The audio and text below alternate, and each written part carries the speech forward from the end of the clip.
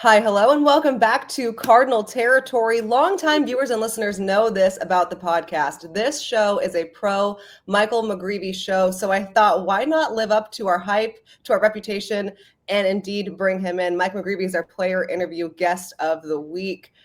Mike, nice to see you. Thanks for joining the show. Yeah, thanks for having me. Of course. So you're fresh off 6 shutout innings in Nashville. What, 2 hits, 5 strikeouts? Yeah, I think so. That memory. So another quality, solid outing for you in Memphis. I know a wide majority of the Cardinals fan base would like to see most of your starts actually in St. Louis. But when we start the show, we usually go like, let's talk about business. Let's talk about baseball first. And I thought this would be a good topic to discuss because in our conversations, when I do see you, I thought you've handled this whole shuttle between the majors and the minors really well. When the conversation happened in spring training about the lack of depth in the organization and where the Cardinals wanted you to be and where they felt like they had to have you be, how was that explained to you and what was your understanding of the situation? Yeah, so all throughout camp, each day by day, like the team got smaller and smaller, with cuts in spring training and sending guys back down to Memphis, it was like, oh my gosh, like I might make it, especially with ending the year last year in the big leagues, for those last 2 weeks, which was great.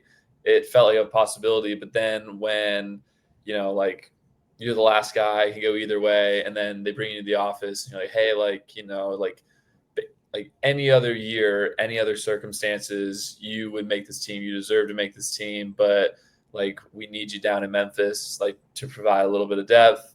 And it literally stinks because they're telling you they want you in the big leagues, but at the same time, like you understand, like you provide you're a valuable asset if you are in Memphis at that time. So it's a little bit of it's a crap feeling, but at the same time, it makes you feel good at the same time that like, hey, like we need you here right now to like help us in a way that impacts the team when you're not on the big league field. So it's a little interesting. It's kind of a mental battle with like how you have to deal with it. But at the same time, like at the end of the day, it's still just baseball. And like whether I'm in Memphis or St. Louis, like I have to just like smile and be like, I get to play baseball today. You're right. It is a mental battle, and it's not one that I think a lot of players could have that kind of mindset that you do. I mean, when we've seen you for your various spot starts, it's been great. You know, you're very welcomed in the clubhouse, obviously. I think everyone knows that you should be there, whether that's the front office, the coaching staff, and your guys out in St. Louis. But it's not easy to hear, hey, we want you here, but so sorry, you're not going to be here. What kind of mental work did you have to go through to get to where you are now? Because each time I see you, whether it's, you know, in St. Louis for a spot start against the Dodgers or calling up against the White Sox for a doubleheader, like it seems like you're just really assured of where you need to be. Yeah. I'm very blessed to say I have a great support system, family, coaches, loved ones, like everybody that has been in my life and it's in my life has always just supported me through the ups and the downs. They've given me great mental lessons to, just get through the hard times, like giving me cliches like the ball doesn't care how you feel, or like, hey, like you're entitled to absolutely nothing, but you have to be grateful for everything. And just like thinking about those like things that I've been taught throughout my life just kind of get me through. And like you get to the big leagues and it's like, oh, you're in heaven, and then you just kind of smile and enjoy it. And then when you get back down, then you could be sad about it for a day, but then it's just back to business. Do you feel like the lessons that you learned from 21 to 25, I mean, the amount of growth in 4 years for anyone is obviously a big deal, but for you particularly coming in as a top, first round pick, a lot of hype as a top prospect, you come in 24, you dominate. And now even, there have been maybe 2 innings in your 5 appearances in the majors where it didn't go well. But even after those 2 innings, you rebounded and you posted and you were able to settle down. What kind of growth have you made as a pitcher in that regard? Yeah. It's been a huge change from since I got drafted till now. I feel like I'm a completely different pitcher. That's just the hard work that people don't really see in the off season. It's taking care of your body. It's taking care of the non-cool things. It's not about chasing velo. It's about, just refining the mechanics, getting the muscle mass up, eating the right things in the kitchen, the off season. All that just builds up into like how you perform on the field and what the fans do see. And then just getting experience. Like, it's awesome to see guys fly through the minors. It's awesome to see the guys that get drafted in 24, and then all of a sudden they're making their big league debut in 2025. Those are special players, and like, not trying to take anything away from them, but the minor leagues are there for a reason. And while, you know, they're not the most fun place to be, they do offer you experience. They offer you great learning lessons, whether you perform well or whether you perform badly in a stretch or two. It gives you experience so that when you do get to the big leagues, you're not figuring out how to deal with a loss for the first time in your career, or how to deal with a bad inning for the first time in your career. You're still, you know how to do it because you have done it before. So things that you've done a lot of this year. The drive. I think you had a really good Instagram post yesterday, 10 out of 10 caption, racking up Thank you. fire miles. That was good. Was that you or was that your girlfriend? No, that was me. That was me. I Oh. came up with that with all by myself. I just had to make sure I got the pictures approved by my girlfriend. That's right. That's, you know, that's a good system on the Instagram post. Yeah. Good job on the caption. I was proud of it. When you are being brought up and when you spot start, I mean, it's very clear like this is the role that they saw you in. I think candidly, they probably thought you were going to be up here a lot more consistently because, knock on wood, they've been very, very healthy this year. Totally. Right. And in a sport where pitcher health is not where it's at, and there are plenty of teams just being decimated by injury, that's a great thing, right? Totally. But for you, they've still found ways to bring you up because they do want to see you when you are one of their best arms. And in a season about the next core, it's very clear they see you in it. So they reward you by giving you spot starts against the Dodgers, or hey, come in and throw 5 innings in relief against the Mets when they were going really well. Yeah. How do you prepare for those spot starts? You know, knowing that you're probably going to be here just for the day, but not really sure. You're jumping from the minors to the majors, and then you're getting some really quality hitters that you face against, and you continue to post. How do you prepare for that? Yeah, there's really no way to prepare for it, honestly, which I think is good at the same time. Like, there's good and bad. The bad, unfortunately, is like, hey, you don't get a good routine. You don't really have your legs under you because you were traveling the day before. You probably didn't get to have a nice steak dinner that you made at your apartment. It's driving up, stopping at a fast food restaurant, getting up there. But at the same time, you don't have time to think. You just go. You stick to what you know. You stick to your strengths, and you try not to deviate from that, because if you spend too much time trying to game plan for Juan Soto, Shohei Ohtani, and you're not all there because you haven't had a week routine in the big leagues, you're just going to kind of mentally exhaust yourself. And it's been funny, especially against the White Sox. I woke up in Memphis that day at 5 a.m. Flight was supposed to leave at 7:30 at Memphis, didn't leave till 9, get to O'Hare at 11, hour traffic down to the south side, get to the field at 12. Game started at 1 for that game 1. I blink and it's the 6th inning because Fetty had a good game. And then I'm in the game at 4:45 pitching against the White Sox, and there's absolutely no time to prepare. I'm super tired. I want to take a nap because I woke up in Memphis that day, and it's like, dude, just throw the sinker, throw the slider. Let's just try to get outs, and hopefully we'll give them 5+ and we'll win this game. And it's funny situations like that. It's like you don't have time to think, and you just trust your stuff. And you did. You went through 5. Cardinals got the win. So it all works out. That's funny, though, because you'll hear pitchers say all the time, I didn't have my best stuff today, or, and it's usually something like that where it's their routine is super messed up, and you just kind of show up at the stadium and you're like, all right, well, screw it. Let's see what we got. And I think that's one of your strengths, actually, to be able to just come in. You have such a mindset that really handles this situation, because it's weird. And I don't think anyone in the organization would argue that this is not a weird situation that they've put you in. It's not ideal. I'm sure they've said it to you. But you've been able to keep a really level head, and it's encouraging to see as we get into trade deadline month, and maybe or maybe not an opportunity opens for you at the rotation. It's just been cool to see your growth as not just a pitcher, but as a person in that regard. So all right, we'll get back to Mike McGreevy and all that fun stuff. But first, a quick message from our sponsors at Arena Club. We're going to take you through the latest card that I pulled in my Arena Club slab pack, AJ. And here it is. I pulled a Jared Jones card. So Jared Jones is going to be out for a minute, but I'm going to hold on to this one for the long term. He was nasty in his rookie season.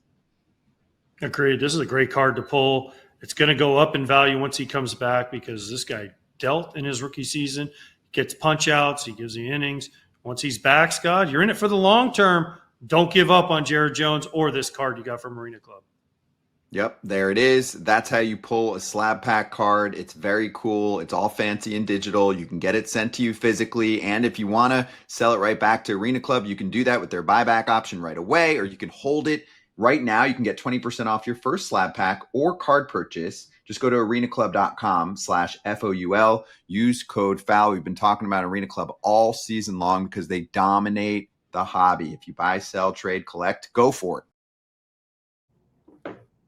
All right. Really fun, thrilling 60 seconds there. Yeah. Don't worry, we only have one more. So Mike, when you think about, and this is our last, well, it'll try to be our last baseball question because you have such a fun personality. I want to really grill you about your teammates. Mm-hmm. What has been your favorite performance so far with the big league club and why? I would definitely have to say the last start in San Francisco. That was my first time pitching back in California since college. So I had about 50 plus family and friends there. And it was just really cool to see them all after the game. When I was watching video again, I have my last strikeout from like the side view. I see like Pedro like catch the ball, and all of a sudden I just see this guy in a white jersey just stand up immediately before everybody else. I'm like, there's my dad. Oh my God. And like then you see like the other 50 people stand up. I'm like, that's where they were sitting that day. So it meant a lot to be able to pitch back in the home state there, to have a game like that end the season after 2 just amazing weeks in the big leagues. Despite how that year had started as well for me, just coming off to a very slow start, not thinking I was going to make my debut in 24. And for it to end like that was just like kind of the cherry on top to a great year. Remind me, was that the final game of the season? It was, yeah. Okay. So what I do remember about that game is we talked to you after the start and you're, hyped up. It's like a bittersweet feeling because everyone. Yeah, it was the last day. But here you are, all smiles. And I ask you like, hey, what stood out to you about this game? Great start to end the season. Future's looking good. And you said that you were pretty amped up because the Giants did a flyover that day. Yeah. I was not expecting you to say that, true. But you were geeked up about the flyover. I was still warming up in the bullpen during the anthem, and the Jets fly by, and like I look at Dusty, and I'm like, that was so sick. He's like, this kid, what is this kid, like 13? Like, he's like, focus. Poor Dusty. I can picture that face too. But you were super excited about it. For that to be the first thing you said after that start, I was like, oh, that must have meant a lot to him. Okay. Yeah, totally. All right, so let's talk a little bit about your teammates, and this is fun because we can do both St. Louis and Memphis. We'll start with an easy one because you are in the minor leagues, and there's a lot of weird transportation. It's beat writer travel. There's no charter. Like, for example, I didn't get into Chicago until 11:30 last night because my flight was delayed 3 hours. So you know all of this very well. You do a lot of driving. You do a lot of road trips. If you have to create your ideal road trip car, okay, and it can be major league and minor league teammates, who's in the car? Who are you road tripping with? You have 4. Jeez. That's tough. So like just like a minivan full of like four other guys? Yeah. Okay. Gosh, you could probably throw Gavin Collins in there. He's a good time. I put Andre Granillo in there as well. I'll go 2 more. Gosh. Hard hitting stuff here. I wouldn't put Quinn in there. He'd be boring. Talk about investment banking and how he should have been an investment banker. Dang it. Who else? I'd put Darwin Marrero in there, our pitching coach. Your pitching coach. Oh, That's yeah. your guy. Oh, yeah. Good times. And then probably Brody Moore.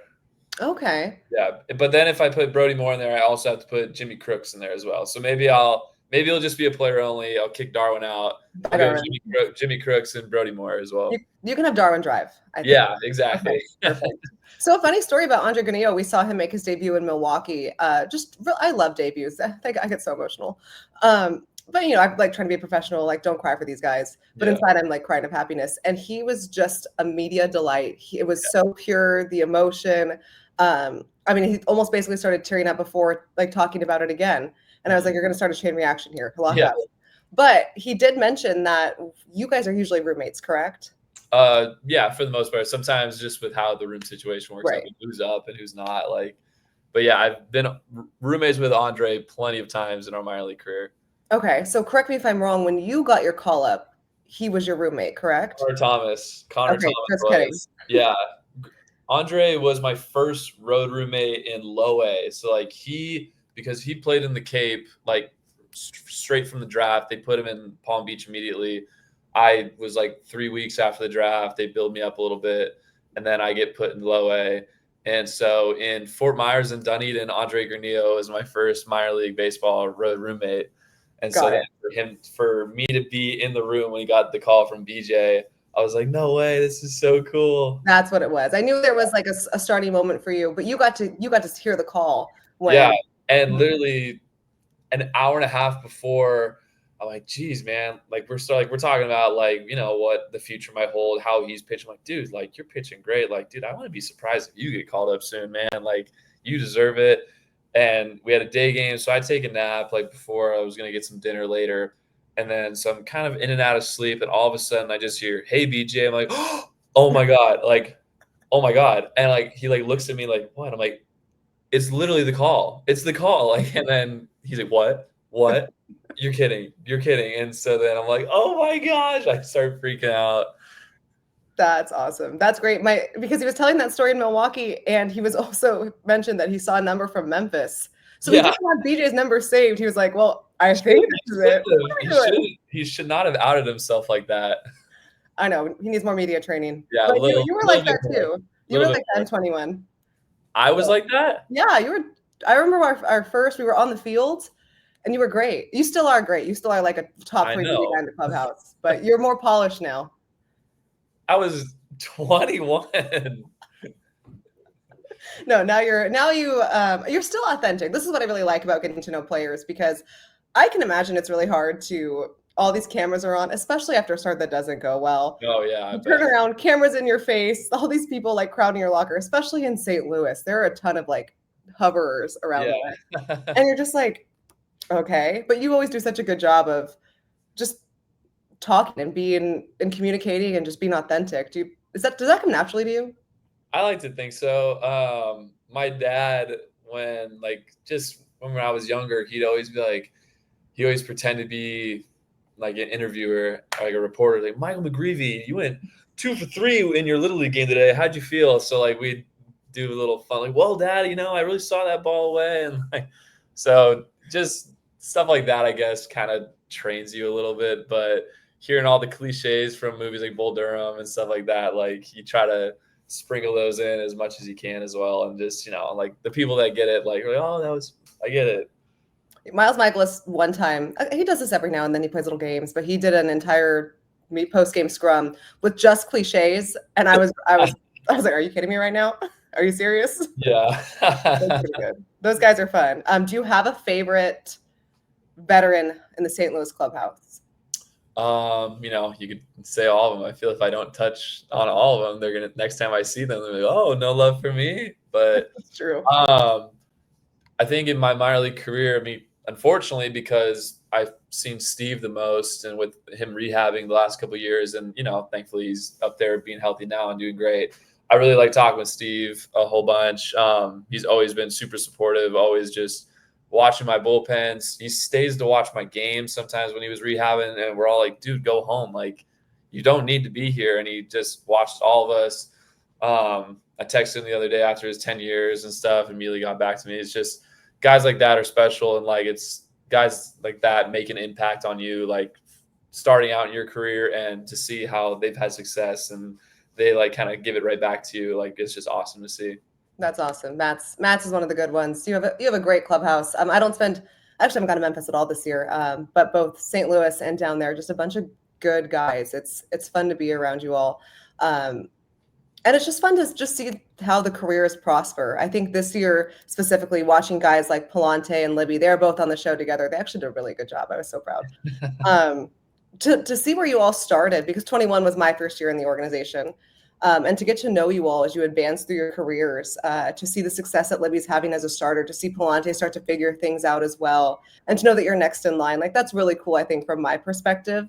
How much do you enjoy getting to be, ideally, the next core of this Cardinals team, and knowing just one, how much of a responsibility that is, but also it's kind of an honor to be able to be trusted this early in your career to help build something back up in a town like St. Louis. Yeah, absolutely. I mean, it's definitely big shoes to fill. I mean, you got rich baseball history in St. Louis, so there's high expectations, but they're high expectations for a reason. And seeing the guys that I've come up with, people ask me, "Oh, have you ever played with Mason Wynn?" I'm like, I played with Mason Wynn in High A in 2022. Like, I've been with him in Peoria, then with Jordan, and like you add like a couple more guys, and you get to Memphis, and you see all these guys like Ivan Herrera, Libby, like guys that are going to be like the next generation here in St. Louis, and you see like their best games when we're in the minors. You're like, oh my gosh, like this guy is insane. Like this guy throws fuel, this guy hits bombs, and you just see like, you know, like while there is like, oh, the expectations are high, it's like, yeah, my expectations would be high too if I saw what these guys are doing in the minor leagues and what I know they can do in the big leagues. So it's super encouraging. And just to have my name thrown in that hat is just awesome to see as well. Definitely. And I know I speak for myself, but also the majority of the best fans in baseball, they're very excited to see you back again, hopefully soon. All right, we'll wrap up this episode. First, a message from DraftKings. Nothing beats relaxing on a hot summer day and watching baseball, and the simplest way to get in on the action is to download the Pick 6 app from DraftKings. It's crazy simple. Just pick more or less on the stats for two or more of your favorite players, and boom, you're in the mix for big cash prizes. Pick 6 is available right here in Missouri. Don't miss out on the fun. Don't settle for a smaller payout. Switch to Pick 6. And right now, new customers can get $25 in bonus picks with their first deposit of $5. Download the DraftKings Pick 6 app now and use code FAL, that's code FAL, for new customers to get $25 in bonus picks with their first deposit of $5. Better payouts, bigger wins. Only with Pick 6 from DraftKings. The crown is yours. Gambling problem? Call 1-800-GAMBLER. Must be 18 and over. Age and eligibility restrictions vary by jurisdiction. Void where prohibited. New customers only. Minimum $5 deposit. Bonus picks expire 168 hours after issuance. For additional terms and responsible gaming resources, see pick6.draftkings.com/promos. All right, before we wrap it up here, because you have, well, you're not pitching today, but you have a game in Nashville, and Yeah. I have a full off day in Chicago. I can see the water right now. You want to trade? Do you want to trade? I do not. I get the off day. You have to go watch the game in Nashville. This off day was like my reason to live. When I was suffering through Pittsburgh, okay, we were all suffering through Pittsburgh. Okay, we can say it. I just thought, just get to Thursday, get to the off day. Get to the off day. Yes, I'll be taking full advantage of that. But some things you maybe like to do on your off day, great segue by me, is I don't know if it's fair to qualify you as, would you say you're a scratch golfer? No. Okay. No. Well, sometimes I see your 18 birdies, but you don't finish your score sometimes. No, So I don't know. definitely not. Sometimes the 18 birdies, I'm like, oh, I'm going to track it on 18. I definitely don't use 18 birdies all the time, but when I do, it's always when I play a terrible round. I'm like, you know what? I'm just going to keep this one to myself. I don't need Katie to see my 10 over today. But yeah, like I haven't been playing. I got to play a good amount in spring. I played once the day that the Battle of the Birds happened in Memphis. And then like when I got called up for that Mets series, I just put my golf clubs in my St. Louis apartment. And because I just don't want them sitting in the back of my truck in Memphis. I want to put all my extra stuff in my apartment. I like to see the back of my the back seats of my truck and not have it just cluster with all my extra stuff that I don't really use or wear. So just put those away. But so I haven't been able to play a whole bunch. So I can't really say I'd be any good once I get out to the course the first time soon. Well, usually if you haven't played for a while, your first round back, you're like kind of dialed in. At least that's what's hoping. I hope happens to me. Yeah, I haven't played since spring training. But if you are creating your ideal round, your ideal foursome, which three are you taking? It can be for vibes, it can be for skill, it can be whatever you want. There's a lot of different ways you can go. Gavin Collins is a very good golfer. Actually, I actually played with three of them. I played two times. Once the Battle of the Birds by myself, and then another day at Miramichi Golf Course in Memphis on one other off day. It was Michael Factor, our tech guy, Peter Mooney, and Gavin Collins, and all three of them just kicked my butt. Like really insane. Like, and I had to pitch 2 days later, and I was just gassed. I was like, I'm calling after, and it was super slow. They keep giving me crap. I'm like, after 9, I was like, guys, like, this isn't fun. I'm waiting 2 hours for the foursome in front of us to hit 10 putts. I'm like, this is not fun. I'm going home. And they're like, oh, 9-hole Mike, 9-hole Mike. Oh, Mike, wow. He's calling it a day. And I'm like, yeah, I'm over this. But all three of those guys are absolute sticks. And like, I'd say me and Gavin are about the same. And then Michael Factor and Peter Mooney, like, those guys can swing it on the golf course. And it was fun to watch. Michael Factor almost hit a hole-in-one. And it was like, oh my gosh, these guys are dialed. So I think I'd love to do that again. But I need to get my clubs again from St. Louis. And hopefully when I do get the opportunity to get my clubs in St. Louis, hopefully I don't have the opportunity to bring them back to Memphis next time. There's that part. When you're back in St. Louis, it's for good. Hopefully, yeah. You can go in, I don't know, challenge. I feel bad because Pedro catches a lot of unnecessary strays on the show. You can play Pedro, help him out. Me and Siani still laugh about that video. That was one of my favorite things. Oh my gosh, that was unreal. And like for me and Siani to start out that day, we started off birdie, and Pedro had like a 10. And that's all that people saw on the video.